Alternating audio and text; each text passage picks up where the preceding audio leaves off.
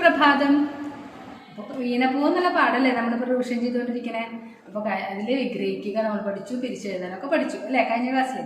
ഇനി നമുക്ക് പഠിക്കാനുള്ളത് ക്വസ്റ്റ്യൻ ആൻസേഴ്സാണ്. ക്വസ്റ്റ്യൻ ആൻസേഴ്സ് ജസ്റ്റ് ഞാൻ വായിച്ചു തരാം, അതിൻ്റെ അർത്ഥം വിശദീകരിച്ച് പറഞ്ഞു തരാം. അപ്പോൾ പരീക്ഷയിൽ വരാൻ പോകുന്നത് ശ്രദ്ധിച്ചിട്ട് പാഠം നന്നായിട്ട് വായിക്കണം. ഫുള്ളൊക്കെ ക്വസ്റ്റ്യൻസ് ഉണ്ടായിരിക്കും, ബ്രാക്കറ്റ് ഉണ്ടാവും, എന്നാലും പക്ഷേ ടെക്സ്റ്റ് ബുക്ക് നന്നായി വായിച്ചാൽ മാത്രമേ നമുക്ക് ആൻസർ എഴുതാൻ സാധിക്കുള്ളൂ. അപ്പോൾ ഞാൻ ക്വസ്റ്റ്യൻ ആൻസേഴ്സ് ഒന്ന് വായിച്ച് പറഞ്ഞു തരാം, എല്ലാവരും ശ്രദ്ധിച്ച് കേട്ടോളൂ. പൂവിൻ്റെ ശൈശവകാലത്തെ അവതരിപ്പിക്കുന്നത് എപ്രകാരമാണ്? ശൈശവം എന്താ? ഏറ്റവും പൂവിൻ്റെ ആ ചെറിയ ശിശുവായിരിക്കുന്ന അവസ്ഥ എങ്ങനെയാണ് കവി അവതരിപ്പിച്ചിരിക്കുന്നത്? പെറ്റമ്മയായ ലത വാത്സല്യത്തോടെ പൂവിനെ ശൈശവത്തിൽ ഓമനിക്കുകയും തളിരുകൾക്കുള്ളിൽ വെച്ച് സംരക്ഷിക്കുകയും ചെയ്തു. ഇളം കാറ്റ് തൊട്ടിലാട്ടുകയും ഇലകൾ മർമ്മര ശബ്ദം കൊണ്ട് പാട്ടുപാടിക്കൊടുക്കുകയും ചെയ്തു. അപ്പോൾ പൂവിനെ പ്രസവിച്ചത് ആരാണ്? ലതയാണ്. വള്ളികളാണ് പൂവിനെ പ്രസവിച്ചത്. പിന്നെ എങ്ങനെയാ? തളിരുകൾക്കുള്ളിൽ വെച്ചിട്ടാണ് ഈ പൂമൊട്ടിനെ സംരക്ഷിച്ചിരുന്നത് ലത. ആലോലവായുവാണ് പൂവിനെ തൊട്ടിലാട്ടി ഉറക്കിയിരുന്നത്. ധനമർമരങ്ങളാണ് പാട്ടുപാടി കൊടുത്തിരുന്നത്. അങ്ങനെ പൂവിൻ്റെ ശൈശവം വളരെയധികം ആനന്ദകരമായിരുന്നു, സന്തോഷകരമായിരുന്നു. മാതാപിതാക്കളുടെയും ബന്ധുജനങ്ങളുടെയും വാത്സല്യത്തിലൂടെയുള്ള ലാളനകളാൽ ഒരു കുഞ്ഞു വളരുന്ന പ്രതീതിയാണ് കവി ഇവിടെ ജനിപ്പിക്കുന്നത് അല്ലേ. ഒരു കുഞ്ഞു വളരുമ്പോൾ എല്ലാ ബന്ധുക്കളും കൂടെ കുഞ്ഞിനെ എന്ത് ചെയ്യും? കൊഞ്ചിക്കും, എടുക്കും, ലാളിക്കും ഒക്കെ ചെയ്യില്ലേ? അതേപോലെ തന്നെ എല്ലാവരും കൂടി പൂവിനെ വളരെയധികം ലാളിച്ചും സ്നേഹിച്ചും ഒക്കെയാണ് ഈ പൂവിനെ വളർത്തിയിരുന്നത്.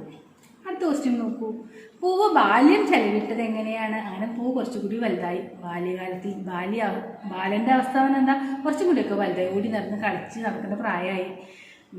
ബാല്യത്തിൽ പൂവ് മറ്റ് ഇളയ മുട്ടുകളോടൊത്ത് പുതുനിലാവിൽ കുളിച്ചും ഇളവെയിലിൽ വിളയാടിയും സന്തോഷകരമായ ലീലകളിൽ ഏർപ്പെട്ടു. അപ്പോൾ കുറച്ചും കൂടി വലുതായി ഓടി നടന്ന് കളിക്കുന്ന പ്രായമായി കഴിഞ്ഞാൽ നമ്മൾ മറ്റു കുട്ടികളോട് കൂടി കളിക്കില്ലേ?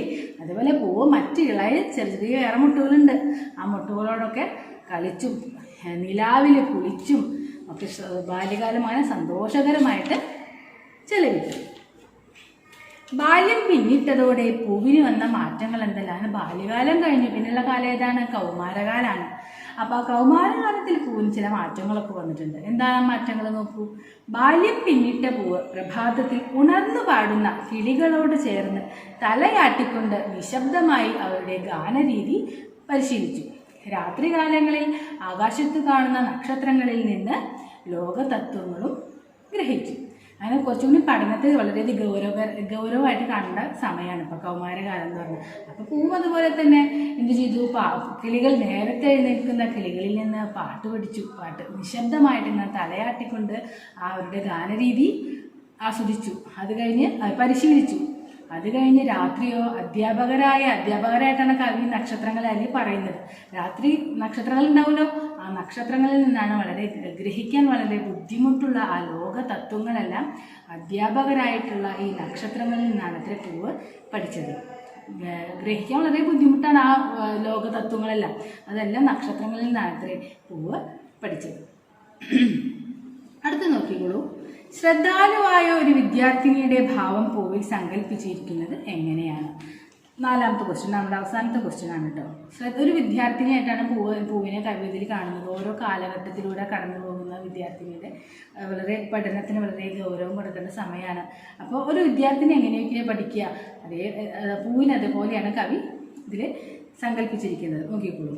ശൈശവവും ബാല്യവും കടന്ന് സംഗീതം തുടങ്ങിയ കലകളും ഗഹനമായ ലോകതത്വങ്ങളടങ്ങിയ പാഠങ്ങളും അഭ്യസിക്കുന്ന കുട്ടിയായാണ് പൂവിനെ നാം കാണുന്നത്. നമ്മൾ നേരത്തെ ക്വസ്റ്റ്യൻസ് പറഞ്ഞില്ലേ, അതേപോലെ പൂവ് പാട്ട് പഠിച്ചു, ഗ്രഹിക്കാൻ ബുദ്ധിമുട്ടുള്ള ലോകതത്വങ്ങളെല്ലാം നക്ഷത്രങ്ങളിൽ നിന്ന് പഠിച്ചു.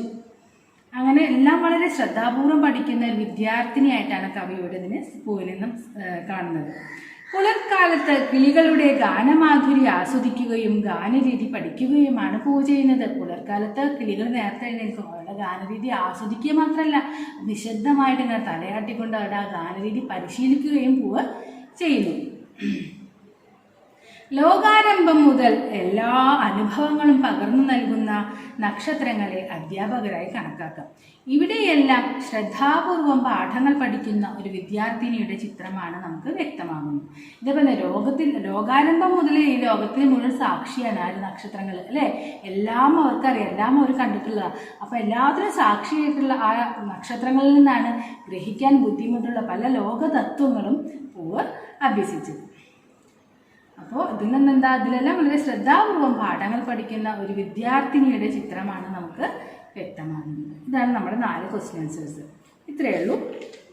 അപ്പോൾ പാഠഭാഗം നന്നായിട്ട് പദ്യം നന്നായിട്ട് വായിക്കണം, അത് നന്നായിട്ട് എഴുതി പഠിക്കണം, പിന്നെ ടെക്സ്റ്റ് പേപ്പർ എഴുതാൻ ശ്രമിക്കണം. അപ്പോൾ നമുക്കിനി അടുത്ത ക്ലാസ്സിൽ കാണാം. നന്ദി, നമസ്കാരം.